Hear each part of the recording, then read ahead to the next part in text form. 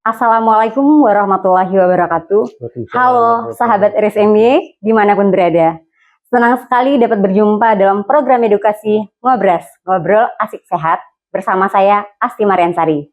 Suatu program yang dapat memberikan sahabat banyak informasi dan tips-tips kesehatan langsung dari ahlinya. Berdasarkan data internasional Diabetes Federation, menunjukkan bahwa jumlah penderita diabetes di dunia pada tahun 2021 mencapai 537 juta. Angka ini diprediksi akan meningkat kembali pada tahun 2030 mencapai 643 juta dan saat ini kita mendengar berita banyak sekali penderita diabetes yang berusia masih sangat muda. Kondisi ini cukup memprihatinkan dan harus ditangani bersama agar angka penderita diabetes tidak semakin meningkat dan penderita diabetes terhindar dari berbagai komplikasi akibat kadar gula darah yang tidak terkontrol. Nah, edisi Ngobras kali ini kita akan mengangkat tema mengenai diabetes mellitus atau lebih dikenal dengan DM. Mari sama-sama kita kenali diabetes mellitus lebih jauh lagi. Seperti bagaimana penyakit diabetes itu dapat menyerang seseorang, apa penyebabnya, cara pengobatan, dan bagaimana pencegahannya.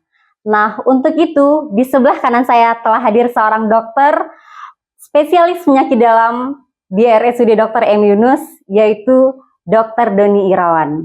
Selamat pagi, dokter.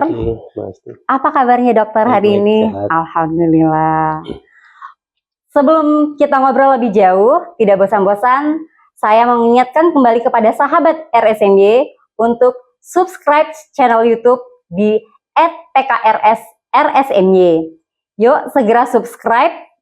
Jangan lupa berikan like, komen, dan share, serta nyalakan notifikasi lonceng agar sahabat tidak ketinggalan informasi kesehatan menarik lainnya dari kami. Ya dok, kita berbicara mengenai diabetes ini, datanya udah meningkat sekali ya dok ya, terutama pada anak-anak. Nah, apa itu sih dok sebenarnya penyakit diabetes? Jadi diabetes itu adalah penyakit yang ditandai dengan kadar gula dalam darah itu tinggi. Biasanya karena adanya kerusakan insulin atau kerja insulin itu yang tidak maksimal. Nah dok, kenapa seseorang itu bisa terkena penyakit diabetes? Itu kira-kira penyebab dari kejadian diabetes itu bagaimana dok? Kalau kenapa kita bisa terkena diabetes itu memang penyebabnya salah satu yang pertama mungkin keturunan. Jadi kalau ada ayah kita atau ibu kita atau bisa paman bibi atau kakek nenek itu yang ada diabetes, bisa saja kita terkena diabetes. Atau yang paling banyak ada sebenarnya karena pola makan. Pola makan kita yang tidak terkontrol sehingga berat badan kita naik, sehingga mengganggu kerja insulin dan akhirnya gula darah dalam darah kita tinggi. Terdiagnosislah kita diabetes mellitus. Jadi pola hidup kita saat ini ya dok ya kayaknya ditambah juga ada faktor keturunan. Artinya kalau kita ada faktor keturunan, tentu kita harus lebih waspada, di care dengan pola makan kita, jangan sampai menurun ke kita penyakit itu. Terus dok, faktor resiko dari diabetes mellitus ini sendiri apa dok? Faktor risikonya cukup banyak ya. Yang pertama tentu dari pola hidup sehat, pola hidup yang tidak sehat maksudnya, bisa pola makan yang tinggi lemak, kemudian kebiasaan merokok, kemudian minum-minuman yang manis, kemasan.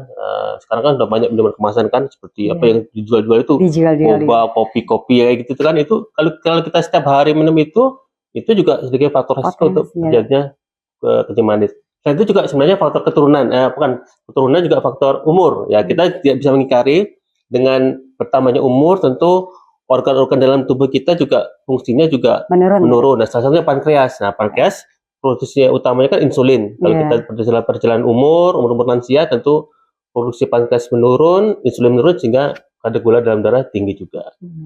Nah dok, untuk ini tanda dan gejala dok, seandainya seseorang itu sudah terkena penyakit diabetes itu apa dok?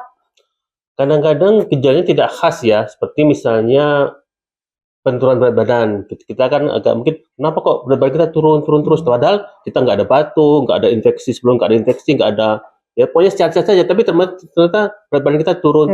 Nah itu boleh kita periksakan kadar gula dalam darah kita. Atau sering kesemutan, kebas-kebas, atau juga ya mungkin ini sudah sering masyarakat tahu kalau buang air kecilnya terlalu sering. Nah, buang air kecil terlalu sering ini patokannya kalau di siang kan kita kan nggak tahu nih sering apa tidak kan? Iya dok. Nah, patokannya paling sering kita lihat pada waktu malam hari. Kalau kita terbangun malam hari karena kencing itu sambil mengganggu tidur, itu sudah termasuk sering. Nah, itu boleh diperiksakan kadar gula dalam darahnya. Ya, yang paling khas memang ada 3. Pertama, banyak kencing, lapar terus, dan banyak makan tapi lapar, makan lapar. Nah, itu tanda penyakit diabetes mellitus yang khas. Ya, gejala klasik ya dok ya, lebih dikenal ya. Istilahnya. Terus untuk penanganan dan pengobatan dok, seandainya seseorang itu sudah terkena penyakit diabetes itu bagaimana dok? Penanganan pengobatannya kalau yang sekarang ini alhamdulillah semuanya sudah tercover BPJS. Jadi kalau untuk pada masyarakat nggak usah khawatir. Dari A sampai Z itu penanganannya sudah tercover dengan BPJS. Yang pertama tentu harus kontrol ke dokter. Karena kebanyakan di kita kan dengan era sosmed sekarang ini kan banyak yang memberikan informasi yang mungkin kurang tepat. Minum daun inilah, minum daun itulah, makan ini, makan itu, sehingga kadang-kadang pasien datang itu sudah dalam keadaan sudah komplikasi berat. Sehingga tentu ya itu merugikan pasien. Jadi kalau memang ada kadar gula dalam darah tinggi, walaupun kita sudah merasa sehat, masih muda, itu tetap harus kontrol ke dokter, sehingga dokter bisa memberikan terapi yang tepat dan sesuai dengan protokol terapi yang di dunia kedokteran. Nah dok, untuk penyakit DM ini kan katanya keturunan, ada yang bilang lebih dari ke gaya hidup atau kesalahan pola makan. Nah itu yang benar itu apa dok penyebabnya tuh dok? Ya sebenarnya dua-duanya benar. Dua-duanya benar ya dok. Gaya hidup juga. Cuma yang diwaspadai adalah kalau keturunan kan kita tidak bisa dirubah tuh. Kalau sudah orang tua kita DM ya kita nggak bisa lagi ya kan, memang takdir kita punya orang tua DM. Tapi yang paling yang kita bisa ubah kendalikanlah gaya hidup. Sehingga bisa saja misalnya orang tua kita karena kita punya keturunan DM, atau karena gaya hidup kita ini sehat, ya tentu tidak manifest, tidak jadi ke DM. Atau kebalikan, kita nggak ada keturunan DM tapi gaya hidup kita juga tidak sehat, bisa juga jadi DM. Jadi itu kalau dua-duanya ada semua, keturunan iya, gaya hidup sehat juga tidak, ya jelas faktor untuk terkena DM itu sangat besar. Ya. Nah dok, sering ada yang bilang ada DM tipe 1, DM tipe 2, ada juga orang awam bilang itu gula kering katanya, itu gula basah, itu gimana dok? Ya, kalau klasifikasi sebenarnya di dunia kedokteran itu, DM itu dibagi jadi tipe 1, tipe 2, DM pada kehamilan dan tipe lain. Tipe 1 itu yang karena keturunan. Jadi biasanya karena keturunan kan, sehingga dari awal itu sudah terjadi kenaikan gula darah di awal usia muda. Bisa umur jadi balita, dari anak-anak balita, anak-anak, semacam rata-rata umur 30 tahun ke bawah lah. 30 tahun ke bawah itu rata-rata karena keturunan. Itu DM tipe 1 namanya.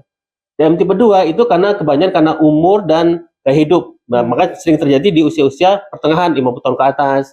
Jadi umurnya mungkin sudah lanjut, atau gaya hidupnya sudah 20-30 tahun minum minuman yang tidak sehat terus. Jadi DM di usia-usia umur 50 tahun ke atas.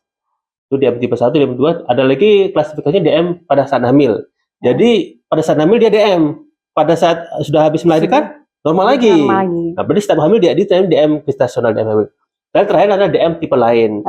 DM tipe lain itu DM yang tidak termasuk dari 3 tadi, tidak termasuk karena keturunan, tidak karena faktor umur atau gaya hidup atau hamil, karena biasanya kena obat-obatan. Orang kalau kita suka minum obat-obatan tidak terkontrol, misalnya obat-obat pereda nyeri, obat kayak steroid ya, obat Dexa kalau orang bilang itu kan, obat itu kalau jangka panjang bisa jadi DM. Juga karena tipe lain itu namanya.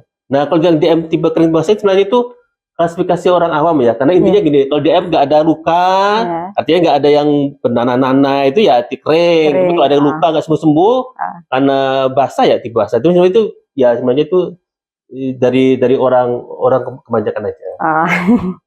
Iya dok, untuk tadi ada tipe 1, ada tipe 2. Nah itu ada ciri-ciri nggak dok? DM tipe 1 ciri-cirinya seperti ini loh, DM tipe 2 ciri-cirinya seperti itu dok. Bisa dijelaskan dok? DM tipe 1 tipe 2 itu berdasarkan umur sebenarnya tadi. Karena umurnya usia muda di bawah 30 tahun itu DM tipe 1 karena faktor keturunan. Kalau DM tipe 2 karena usia dan karena pengaruh pola makan. Sebenarnya lebih, kalau gejalanya hampir sama. Berat badan turun, banyak kencing, mudah lapar, banyak makan, juga ada komplikasi. Gejalanya hampir sama, hampir tidak bisa dibedakan. Semua DM tidak bisa dibedakan, tipe 1, tipe 2, DM hamil, tipe lain itu semuanya sama. Mungkin yang membedakan mungkin terapinya. Oh, terapi. Ya, terapinya memang agak sedikit berbeda antara klasifikasi dari beberapa jenis DM tersebut. Iya, Dok. Nah, Dok, penyebab dari diabetes tidak terkontrol itu dan ada kan orang yang dia diabetes terus badannya semakin kurus, Dok. Ada yang diabetes dia tetap gemuk gitu ya. Itu gimana, Dok? Kalau DM tidak terkontrol itu sebenarnya banyak faktor ya. Bisa karena memang pengaruh tadi pola makan yang belum pantang ya. Kemudian juga obat-obatannya kadang-kadang tingkat kepatuhan lah pasien terhadap obat itu kurang, sehingga kelang-kelang, kadang minum obat, kadang enggak, kadang minum obat gitu kan. Terus kemudian yang berat badan itu rata-rata itu karena memang kan gini, DM itu kan bisa dua penyebabnya secara anatomis gitu, secara biologis itu bisa karena kekurangan produksi insulin atau karena kerja insulin kita yang sudah jelek. Ya biasanya kalau karena kekurangan insulin berat badan kita turun. Biasanya pada DM 1 kok kurus terus, makan banyak, itu dia turun terus. Tapi kalau karena bukan insulinnya kurang, tapi karena kerjanya yang jelek, itu berat badan kita biasanya pada saat kita makan banyak, insulin kita cukup, cuma insulin kita tidak bisa masukkan gula darah dalam otot, sehingga otot kita tetap nggak ada penurunan massa, ini tetap berat badan tetap, tapi pada gulanya tinggi. Oh, gitu, Dok ya. Terus, Dok, komplikasi yang bisa terjadi pada penyakit diabetes kalau kita tidak atasi dengan baik itu gimana, Dok? Diabetes itu komplikasinya memang beraneka ragam ya. Bisa dibilang dari kepala sampai kaki ada semua. Dari kepala mesti dari mata dulu. Itu bisa mata kabur. Kalau istilah kedokterannya diabetik retinopati. Kemudian di kulit. Ya kram. Kalau kita bilang neuropati ya kram, kesemutan gitu. Nah, kemudian di organ-organ dalam, mulai dari penyakit jantung, kemudian penyakit ginjal, hati, juga masalah di pencernaan, suka mual-mual, tapi juga karena DM. Terus, Dok, biasanya pada penderita diabetes itu kan mendapatkan terapi insulin, Dok. Nah, kapan sih pasien itu mendapat terapi insulin? Itu apakah seumur hidup dia harus mengkonsumsi insulin, Dok?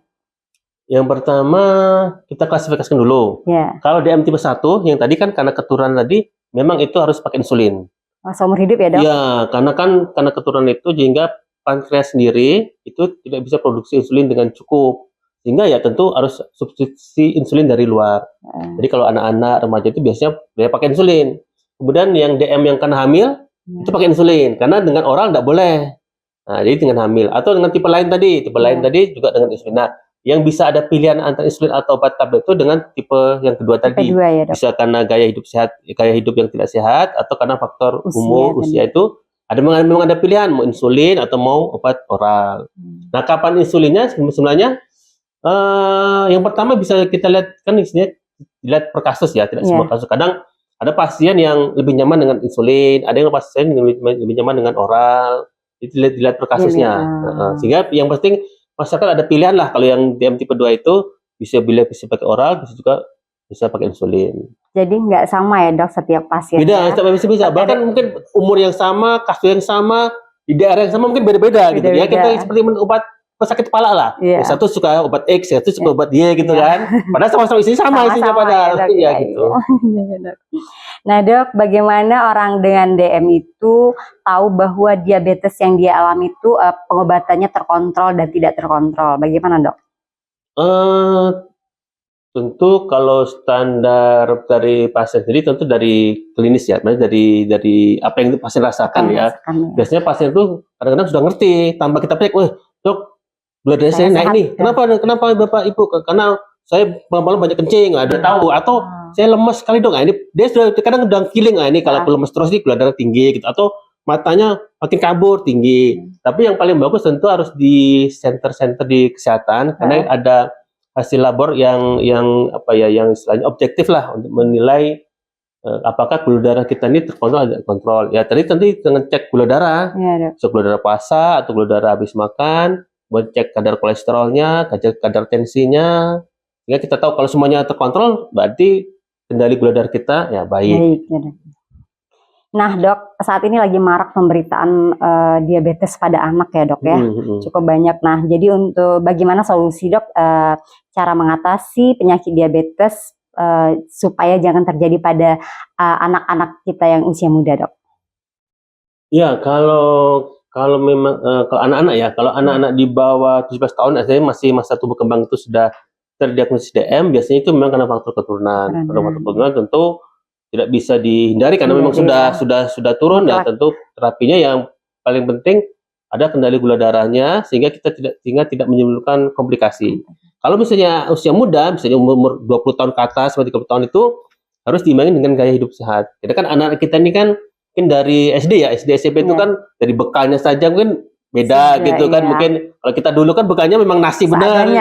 Kalau sekarang kan kasih nugget lah, kasih apalah, mungkin minumannya apa teh yang dikemas gitu kan. Istilahnya ya memang banyak makanan instan itu sebenarnya ya tidak sehat kalau diminum secara terus-menerus, dikonsumsi secara terus-menerus kan. Itu juga harus diwaspadai oleh masyarakat.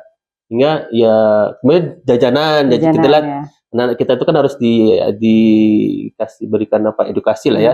Supaya jajan itu harus dipilih. Karena kan ya itu juga menyebabkan penyakit diabetes di usia muda. Pada anak, ya. Nah dok, apakah diabetes pada anak ini akan mempengaruhi tumbuh kembangnya dok? Karena kan pada anak itu masih terjadi pertumbuhan dan perkembangan dok. Jika dia terjangkit diabetes, apakah itu akan berpengaruh dok? Kalau tumbuh kembang saya kurang ngerti ya, karena kan itu mungkin nanti harus lebih ke anak ya dok? Anak ya, konsultan endokrin ya. Cuma kalau dari sisi penyakit dalam, yang kita waspadai adalah komplikasi. Sehingga kalau misalnya anak-anak usia muda sudah DM terus kemudian gula darah tidak terkontrol, itu kan menimbulkan komplikasi misalnya ke ginjal. Sering kita temukan anak-anak sudah cuci darah ya dok ya, masih usia muda, kemudian mungkin ada luka, kemudian sehingga itu tentu menjadi masalah lah.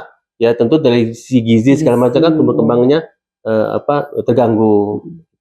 Nah dok, untuk mencegah komplikasi itu dok, bagaimana dok? Apakah ada tips untuk mencegah supaya kita tidak mencegah komplikasi yang terjadi itu dok? Ya, yang pertama tentu harus berobat rutin ya, karena kita harus mengendalikan gula darah kita tuh harus senormal mungkin. Kemudian karena itu sudah komplikasi, tentu kita tidak bisa mengobati sendirian, karena misalnya komplikasi luka yang tidak sembuh sudah yang tadi diabetes basah tadi. Jadi kita harus konsultasi ke bagian bedah. Kemudian kalau yang sudah ke mata, ke bagian mata juga. Nah kadang-kadang pasien ini kan dalam tanda kutip pokoknya kalau satu dokter aja gitu. Jadi harus bersabar. Ya, hari ini kontrol gula darahnya ke dokter penyakit dalam, kemudian mungkin kontrol lukanya ke bagian bedah, kemudian nanti mata ke bagian mata. Kemudian kalau ada nyeri-nyeri saraf kadang harus ke fisioterapi, harus ke konsultan saraf. Ini intinya royal lah, multi dokter lah yang mengobati karena sudah komplikasi. Kalau cuma kencing manis tok kan ya satu dokter ke dalam. Tapi kalau sudah ada komplikasi tentu kita harus melibatkan teman-teman sejawat lain yang mungkin ya tentu lebih ahli dalam mengobatinya. Nah, sehingga ini kadang-kadang pasien juga ada kendala ya BPJS-nya, kendala mungkin obatnya semakin banyak. Sehingga pasien harus diberi edukasi bahwa karena ini sudah komplikasi, jadi harus lebih bersabar, lebih berjuang lah agar komplikasinya teratasi, gula darahnya juga terkontrol. Ya dok. Nah dok, jika pasien diabetes ini luka dok, kan itu cenderung sukar sembuh katanya dok ya, itu bagaimana dok penanganannya dok? Seandainya pasien itu mengalami luka? Kalau yang penting sebenarnya kalau luka tentu tadi ya, kita harus berkoordinasi dengan bagian lain, bagian dokter bedah. Kemudian untuk penanganan luka, sebenarnya penanganan luka itu selain kontrol gula darah juga nanti harus rajin untuk dibersihkan. Nah, sebenarnya kadang-kadang kan keluarga itu agak takut gitu ya. Itu nggak apa-apa, harus rajin dibersihkan, harus bisa belajar. Kecil-kecil kan YouTube, sekarang banyak kan bisa belajar. Nanti kalau untuk pengobatan, obat-obat semuanya sudah tercover BPJS, ya harus kontrol rutin. Nah, kemudian yang paling penting sebenarnya pencegahannya. Pencegahannya bisa menggunakan misalnya alas kaki yang lembut, kemudian kalau orang tua itu ya jauh dari hal-hal misalnya lantainya harus ya jangan yang kasar gitu kan, yang licin seperti itu. Tapi prinsipnya adalah pengobatannya memang harus lebih ekstra karena melibatkan bagian yang lain. Ya dok ya. Cukup komplit ya dok ya. Iya, jadi kalau sudah komplikasi itu jadi banyak, Komplit dia. banyak yang harus dilakukan terutama ya. untuk pasiennya. Nah dok, dokter sendiri sebagai dokter spesialis penyakit dalam, apakah saran yang harus untuk masyarakat kita yang harus diedukasi dalam mencegah terjadinya diabetes, terutama pada diri dan keluarga kita dulu dok? Ya, yang pertama tentu yang terbaik adalah mencegah ya. Ya, pasti dok. Yang tentu kita harus mengenali dulu dari keluarga kita, ada nggak kita keturunan diabetes atau tidak. Kalau ada, tentu kita harus lebih lagi untuk mewaspadai ke bawah kita memang ada cikal bakal nih, jangan sampai kita terkena ya dok. Kemudian walaupun kita nggak ada keturunan, kita juga harus waspadai tentu tentang gaya hidup sehat. Yang pertama dari makanan hindari makan yang boleh kita makan kemasan, cuma ya jangan tiap hari lah ya. Seminggu sekali apa kan itu. Kemudian rajin olahraga, aktivitas fisik seminggu 2 kali juga. Kemudian hindari stres. Kemudian kalau yang untuk laki-laki ya kalau jangan boleh merokok. Merokok itu juga faktor resiko menyebabkan diabetes mellitus. Itu yang kedua. Yang kemudian kalau memang sudah terlanjur ya. Ada kencing manis, tentu harus berobat rutin, harus rajin kontrol, rajin cek pemeriksaan darah. Apalagi sekarang kan per 3 bulan itu kita ada fasilitas di rekening BPJS, bisa dimulai dari rumah sakit maupun di Vaskes 1 kita itu untuk cek gula darah. Ya, jadi harus dianggarkan waktu untuk cek gula darah sehingga kita tahu apakah gula darah kita ini terkontrol atau tidak.